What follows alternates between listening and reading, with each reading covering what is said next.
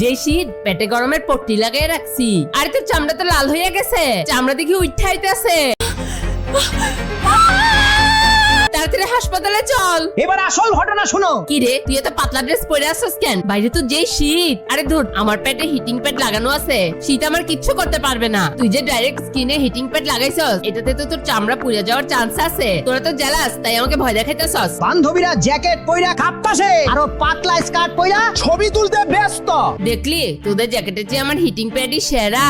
বান্ধবীরাও একটু অবাক, ভাবে আসলেই কি তাই? কিন্তু আসলে মেটার পেটে প্রচন্ড জ্বালা পোড়া অলরেডি শুরু হইয়া গেছে। তোর আজকের ড্রেসটা সেই লাগছে, তুই ঠিক কাজ করছস। জ্যাকেট পরে ছবির পোজ দেওয়া যায় না, আমিও পরের বার এভাবেই পরবো। হাই হাই, তোর পেটে চামড়া তো পুড়ে গেছে, লাল টকটকে ঘা হইয়া গেছে। আহ, আহ, আহ, আহ!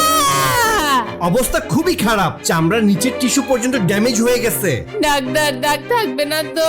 দাগ তো পরের কথা, আগে তো ইনফেকশন আটকাইতে অপারেশন করা লাগবে। অপারেশনের কথা শুই না মেয়েটা তো ভয়েই শেষ। মেয়েটা এখন আফসোস করে, ইস, কেন যে বান্ধবীদের কথা শুনলাম না, একটু স্টাইল মারিতে গিয়া কেন যে এত বড় বিপদ ডাইকা আনলাম। ডাক্তার তখন সবাইকে সাবধান করে দেয়, হিটিং প্যাড বা গরম পানির বোতল কখনোই সরাসরি চামড়ায় লাগানো যাবে না, কাপড়ের উপর দিয়ে লাগাইতে হয়, নাইলে দীর্ঘক্ষণ অল্প তাপেও চামড়া পুড়ে গভীর ক্ষত হইতে পারে।